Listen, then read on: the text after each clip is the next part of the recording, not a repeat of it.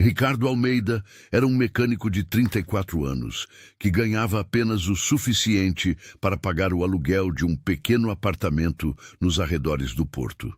Cada manhã, antes de abrir sua modesta oficina, parava para levar o café da manhã para uma mulher moradora de rua que dormia embaixo do pórtico de uma igreja abandonada no bairro de Campanhã. Um café com leite quente, um croissant, algumas palavras gentis. Fazia isso há 10 meses sem pedir nunca nada em troca, sem ao menos conhecer o nome dela. Ela nunca falava, apenas acenava com gratidão e pegava o que ele oferecia com as mãos trêmulas. Ricardo não sabia nada sobre ela. Não sabia de onde vinha, nem por que tinha acabado na rua. Só sabia que ninguém merecia ser invisível. Então, numa manhã de novembro, 3 oficiais da Força Aérea Portuguesa em uniforme de gala apareceram na porta da sua oficina. Atrás deles havia 2 carros pretos com vidros fumês e uma mulher elegante com cabelo grisalho que Ricardo nunca tinha visto. Disseram que estavam ali por causa dele, que precisava acompanhá-los imediatamente, e quando Ricardo perguntou por quê, a resposta que recebeu deixou ele sem fôlego. Aquela moradora de rua para quem levava o café da manhã todas as manhãs não era quem ele pensava que era. Se você está preparado para essa história, escreve nos comentários de onde está assistindo esse vídeo. Ricardo Almeida tinha 34 anos e uma vida que muitos teriam considerado medíocre, mas que ele aceitava com a serenidade de quem aprendeu cedo que as coisas nem sempre saem como a gente quer e que é preciso se conformar com o que a vida te dá. Tinha nascido num bairro operário de Campanhã, no Porto, filho de um mecânico de carros e de uma faxineira que trabalhavam ambos em turnos esgotantes para juntar o almoço com o jantar e garantir ao filho único um teto sobre a cabeça e um prato quente na mesa toda noite. O pai tinha ensinado tudo o que sabia sobre automóveis, transmitindo não só as habilidades técnicas do ofício, mas também uma filosofia de vida que Ricardo carregaria para sempre, gravada no coração. Dizia sempre que um homem se mede por como trata aqueles que não podem dar nada em troca, que a verdadeira riqueza não está na carteira, mas no coração, e que quem vira as costas para quem sofre não merece se chamar de homem nem olhar nos olhos do próprio reflexo no espelho.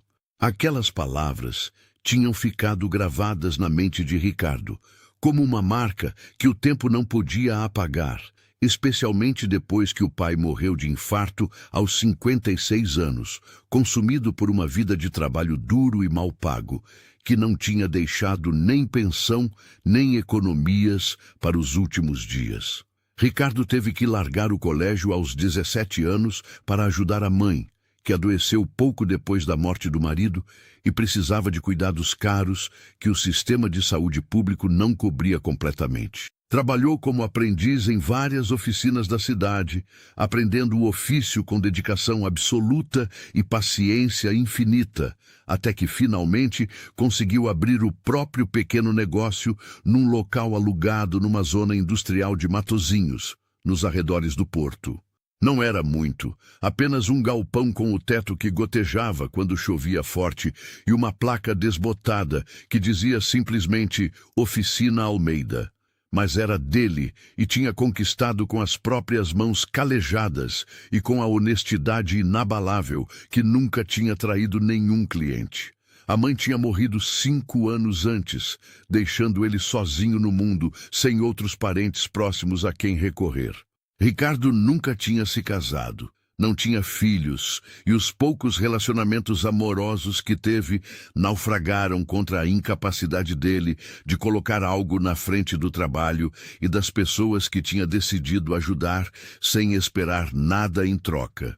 Morava num pequeno apartamento alugado a poucas quadras da oficina, um apartamento minúsculo e austero, onde dormia poucas horas toda noite antes de começar de novo a rotina do dia seguinte. Foi durante um desses trajetos matinais, do apartamento até a oficina, que Ricardo viu pela primeira vez a mulher moradora de rua que mudaria sua vida para sempre.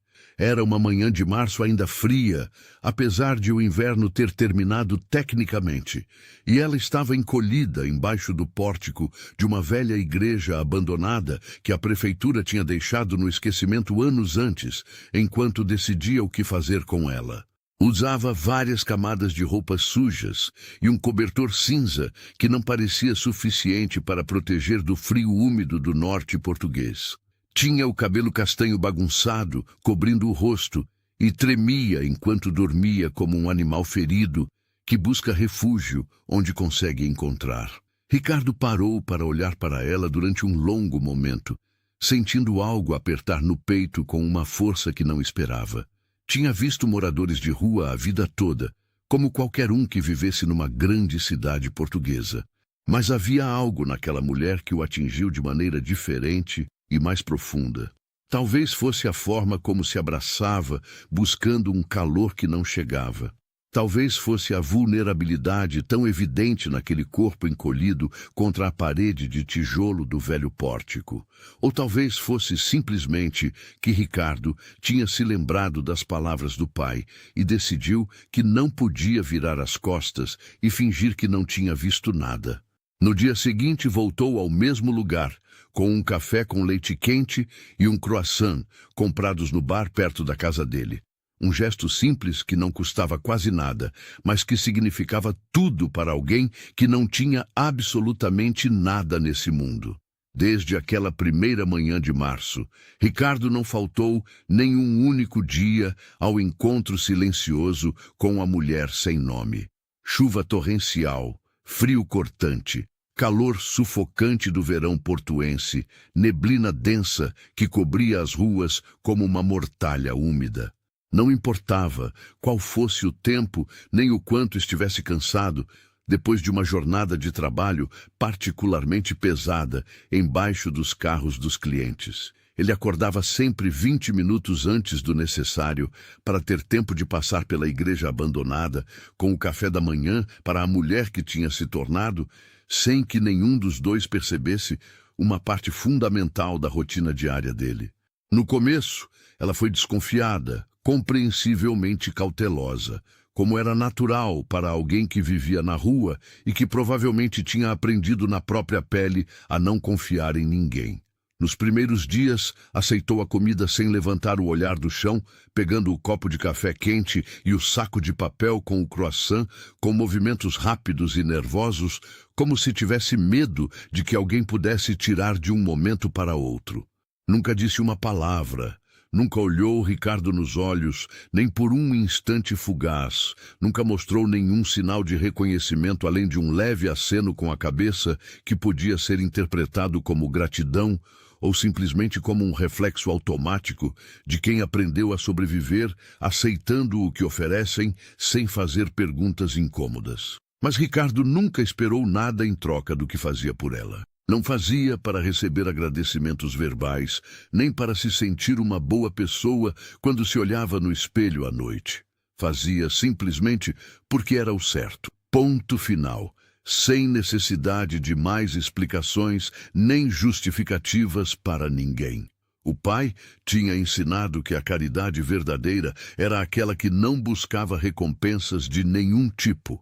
A que se fazia em silêncio na escuridão do amanhecer, sem necessidade de testemunhas nem de aplausos de ninguém que pudesse ver o gesto. Com o passar das semanas e depois dos meses, algo começou a mudar gradualmente no comportamento da mulher misteriosa do pórtico. Os movimentos dela foram ficando menos nervosos quando ouvia os passos de Ricardo se aproximando pela calçada. O corpo menos tenso e contraído quando ele se agachava ao lado para deixar o café e o croissant no degrau de pedra fria. Começou a levantar o olhar por um instante fugaz e Ricardo viu pela primeira vez os olhos dela. Eram azuis, de um azul intenso e claro como o céu português nos dias de primavera. Uma cor que parecia completamente fora de lugar naquele rosto marcado pela vida de rua e pelas intempéries. E havia neles uma inteligência aguçada e vigilante que contradizia claramente a imagem de abandono total que o resto da aparência descuidada transmitia para qualquer um que olhasse. Ricardo notou outros detalhes intrigantes que não se encaixavam de jeito nenhum com a ideia estereotipada que a maioria das pessoas tem de uma moradora de rua. As mãos dela, embora sujas e rachadas pelo frio, tinham as unhas cuidadas até não fazia muito tempo. Unhas que claramente tinham sido tratadas com regularidade numa vida anterior muito diferente. A forma de se mover quando pensava que ninguém observava tinha uma certa elegância inata e natural, que sugeria uma educação refinada, recebida em ambientes muito diferentes dos que se encontrava agora. E às vezes, quando achava que Ricardo já tinha ido embora e não podia ouvi-la, murmurava algo para si mesma em voz baixa, num idioma que ele não conseguia identificar com certeza, mas que definitivamente não parecia português, talvez alemão, ou talvez alguma outra língua do norte da Europa. Quem era realmente essa mulher misteriosa? De onde vinha originalmente? O que a tinha levado a viver como uma moradora de rua, embaixo de um pórtico decrépito nos arredores do porto, longe de tudo e de todos? Ricardo tinha se feito essas perguntas muitas vezes nas longas noites solitárias no pequeno apartamento, mas nunca buscou ativamente respostas nem tentou interrogá-la sobre o passado. Era uma manhã de novembro cinza e fria, com aquela neblina típica do norte português que envolvia o porto como uma mortalha úmida e pegajosa. Ricardo tinha acabado de entregar o café da manhã para a mulher, que naquele dia parecia particularmente cansada e doente, com uma tosse persistente que sacudia o corpo frágil a cada poucos minutos. Ele tinha deixado também alguns remédios para resfriado comprados na farmácia de plantão na noite anterior e disse, como fazia sempre que se precisasse de algo, podia ir até a oficina que ficava só a 10 minutos a pé dali. Ela acenou, como sempre, sem falar, mas naquela manhã tinha havido algo diferente no olhar dela, que Ricardo não soube interpretar no momento. Pela primeira vez em 10 meses, estendeu uma mão em direção a ele e tocou o braço dele num gesto que podia ser interpretado como gratidão profunda ou talvez como uma despedida silenciosa. Ricardo não deu muita importância àquele gesto, pensando que era só um momento de fraqueza causado pela febre que claramente tinha. Abriu a oficina como todo dia às 8 em ponto, começando a trabalhar num velho Renault Clio que precisava de uma revisão completa do motor. Estava tão concentrado no trabalho que não ouviu os carros se aproximando pela zona industrial. Não notou as figuras uniformizadas que pararam na frente da porta metálica do galpão. Foi só quando uma sombra escureceu a luz que entrava pela porta aberta que Ricardo levantou a vista do motor e viu 3 oficiais da Força Aérea Portuguesa em uniforme de gala parados na entrada, com expressões sérias e solenes. Tinham as caras tensas, quase graves, e atrás deles, Ricardo podia ver 2 carros pretos, com vidros fumês, estacionados no pátio da zona industrial, e uma mulher elegante com cabelo grisalho que estava descendo de um dos veículos com movimentos pausados e seguros. O primeiro pensamento de Ricardo foi que tinha feito algo errado sem saber, que estava metido em algum tipo de problema legal do qual não tinha conhecimento. Mas os oficiais não tinham o ar de policiais que vêm prender alguém por um crime. Tinham o ar de homens que estavam prestes a comunicar algo importante, algo que ia mudar tudo para sempre. O oficial mais alto, um coronel a julgar pelas insígnias do uniforme azul, deu um passo à frente e perguntou se ele era Ricardo Almeida, proprietário da oficina Almeida de Matosinhos. Você está gostando dessa história? Deixa um like e se inscreve no canal. Agora continuamos com o vídeo. Ricardo acenou com a cabeça enquanto limpava instintivamente as mãos manchadas de graxa num pano sujo, sentindo o coração bater cada vez mais forte no peito, sem saber exatamente por quê. O coronel disse que precisavam que ele os acompanhasse imediatamente, que havia alguém que queria conhecê-lo. Alguém muito importante que tinha esperado muito tempo por esse momento e que não podia esperar nenhum minuto mais. Ricardo perguntou do que se tratava tudo aquilo, o que estava acontecendo, por que militares tinham vindo buscá-lo, um simples mecânico de bairro, numa manhã qualquer de novembro. E foi então que a mulher do cabelo grisalho se adiantou com passo firme e a resposta que deu para Ricardo deixou ele completamente sem fôlego e sem palavras. A mulher do cabelo grisalho se apresentou como Helena Costa, diretora do Serviço de Informações de Segurança, o serviço de inteligência mais importante de Portugal. E o que contou para Ricardo nas horas seguintes virou completamente do avesso tudo o que ele pensava saber sobre a moradora de rua, para quem levava o café da manhã toda manhã há 10 meses naquele pórtico decrépito de Campanhã. A mulher que dormia embaixo do pórtico da igreja abandonada se chamava Catarina Lindberg e era a viúva de um dos homens mais ricos e influentes de toda a Europa. O marido dela, Erik Lindberg, tinha sido um industrial sueco de Estocolmo, com um império econômico que abrangia desde a aeronáutica até a tecnologia de defesa mais avançada, com contratos multimilionários com governos de meio mundo, incluindo Portugal, França, Itália, Reino Unido e Estados Unidos. Quando Erik morreu 5 anos antes, num acidente aéreo nos Alpes suíços, que muitos suspeitavam que não tinha sido de jeito nenhum um acidente, mas uma sabotagem perfeitamente planejada por profissionais, Catarina se tornou a única herdeira de uma fortuna estimada em mais de 10 bilhões de euros em ações, propriedades imobiliárias e contas bancárias espalhadas pelo mundo todo. Mas a herança também era uma sentença de morte que pendia sobre a cabeça dela desde o mesmo dia do funeral do marido. Os sócios de negócios de Erik, homens sem escrúpulos nem moral, que tinham interesses em atividades não exatamente legais relacionadas ao tráfico ilícito de armas para zonas de conflito e à lavagem de dinheiro proveniente do crime organizado internacional, queriam aquela fortuna para eles mesmos a qualquer preço e estavam dispostos a fazer o que fosse necessário para conseguir.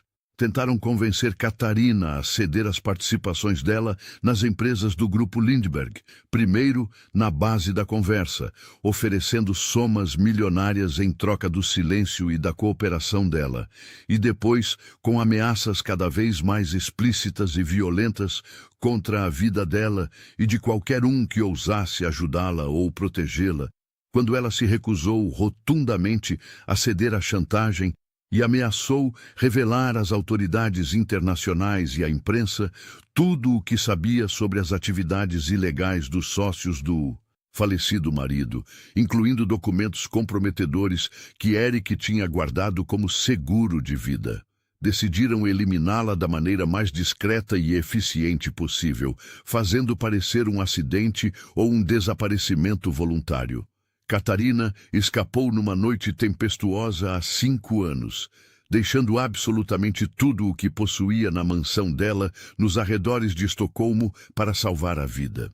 Viveu fugindo como uma fugitiva através de meia Europa durante meses intermináveis, mudando de identidade constantemente a cada poucas semanas, se escondendo em lugares onde ninguém em sã consciência procuraria jamais.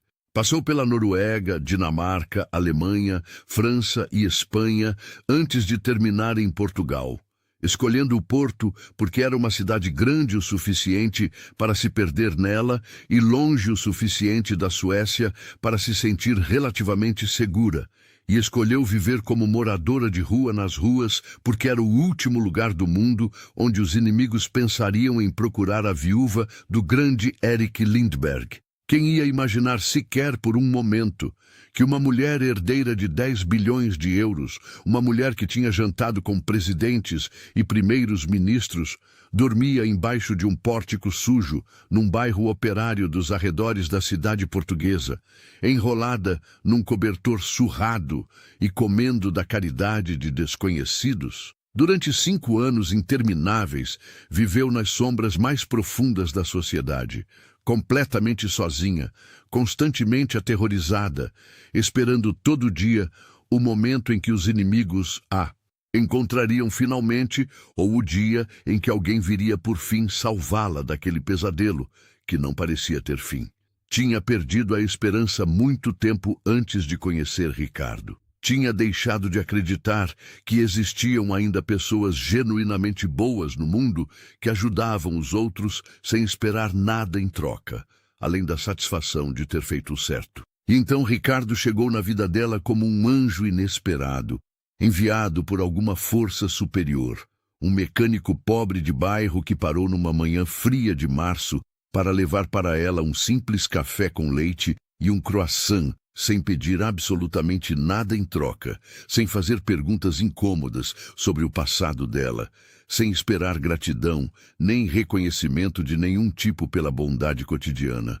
Ricardo foi levado para uma propriedade vigiada nos arredores de Coimbra, onde Catarina Lindbergh o esperava numa sala luminosa com vista para os campos de oliveiras que se estendiam até o horizonte sob o sol de novembro. A mulher que viu na frente dele era quase irreconhecível, comparada à moradora de rua que tinha conhecido durante 10 longos meses nas ruas de Campanhã. Tinha o cabelo lavado e penteado com elegância. Usava roupas limpas e caras de grife, e o rosto, livre da sujeira da rua, revelava uma beleza madura que os anos de sofrimento não tinham conseguido apagar completamente, mas os olhos eram os mesmos de sempre. Aqueles olhos azuis, intensos e inteligentes, que Ricardo tinha visto tantas vezes embaixo do pórtico da igreja abandonada, agora o olhavam com uma emoção que tirava o fôlego e que não precisava de palavras para ser compreendida. Catarina falou pela primeira vez com a voz verdadeira dela, não o murmúrio rouco da mulher da rua, mas uma voz culta com um leve sotaque sueco que denunciava as origens escandinavas. Contou para Ricardo a história dela com detalhes que ele não tinha ouvido da boca de Helena Costa. Detalhes pessoais que diziam respeito não só à fuga e ao medo constante, mas também aos momentos de desespero absoluto em que pensou em desistir, em se deixar morrer de frio numa noite de inverno, ao invés de continuar vivendo como um animal acuado que foge dos caçadores.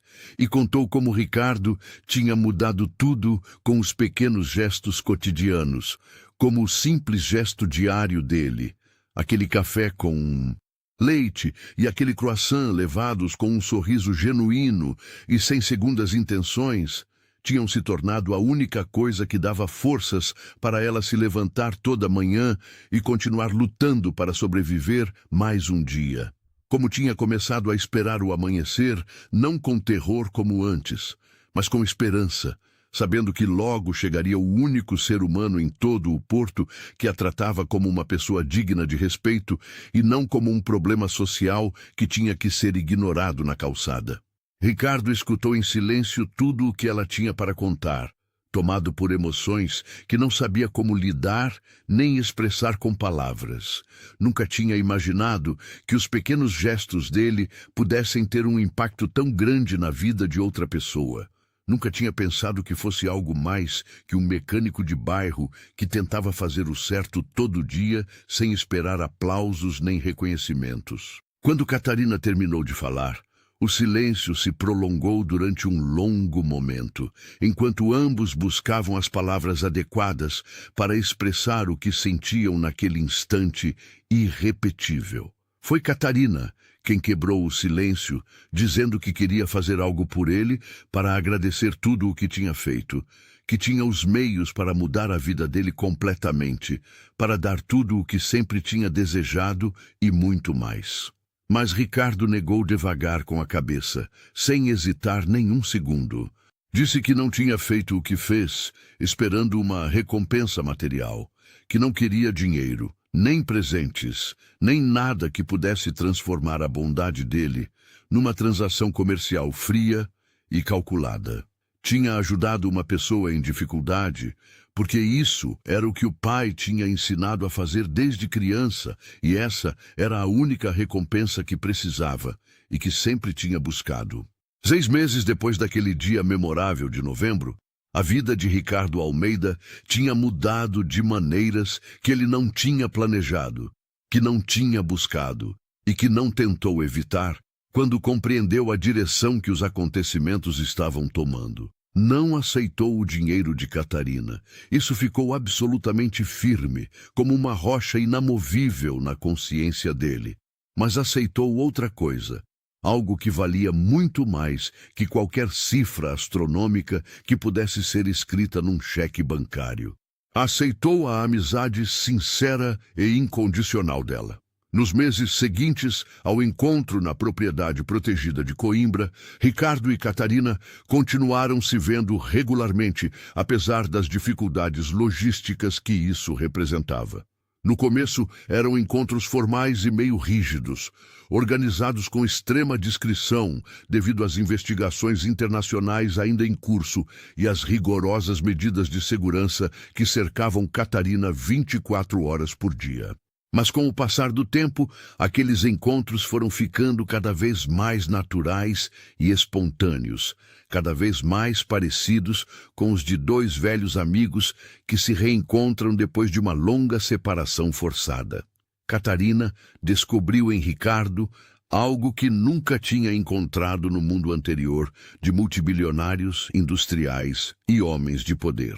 Uma genuinidade absoluta e desarmante, uma ausência total de segundas intenções e cálculos interessados, uma bondade profunda e instintiva que não pedia absolutamente nada em troca, exceto a possibilidade de ser ela mesma sem máscaras. E Ricardo descobriu em Catarina uma mulher extraordinária em todos os aspectos, inteligente, corajosa, dotada de um senso de humor surpreendente. Uma mulher que tinha atravessado literalmente o inferno do medo e da solidão, sem perder a capacidade de rir das pequenas coisas, de esperar um futuro melhor, de acreditar ainda no bem, apesar de todo o mal que tinha visto. A pequena oficina de Ricardo, na zona industrial de Matosinhos, ficou exatamente igual a antes, com o teto que ainda gotejava quando chovia forte e a placa desbotada pelo sol.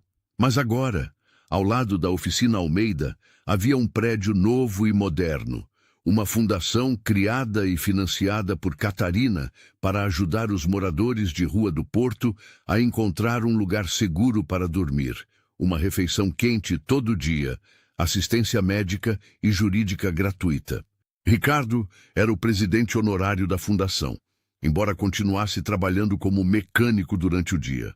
Toda manhã, antes de abrir a oficina, Ricardo ainda passava pela velha igreja abandonada. Já não estava a mulher moradora de rua embaixo do pórtico, mas havia outros, sempre outros, pessoas invisíveis que a cidade fingia não ver. E Ricardo parava como sempre tinha feito, com um café quente e um croissant, algumas palavras gentis e um sorriso que não pedia nada em troca. Um ano depois daquele dia de novembro, Ricardo e Catarina se casaram numa cerimônia privada, numa pequena ermida de uma vila perto de Coimbra, com vista para os campos de oliveiras. Não havia fotógrafos, não havia jornalistas, não havia centenas de convidados importantes. Só estavam eles dois se olhando nos olhos com amor, alguns amigos íntimos e a certeza de ter encontrado algo raro e precioso. Essa história nos ensina que os gestos mais pequenos podem ter consequências que não somos capazes de imaginar. Ricardo não sabia quem era a mulher para quem levava o café da manhã. Não ajudou esperando uma recompensa. Ajudou porque era o certo. Nos lembra que as aparências enganam sempre. A moradora de rua escondia uma história incrível e o mecânico pobre tinha um coração mais rico que muitos multibilionários. Mas, acima de tudo,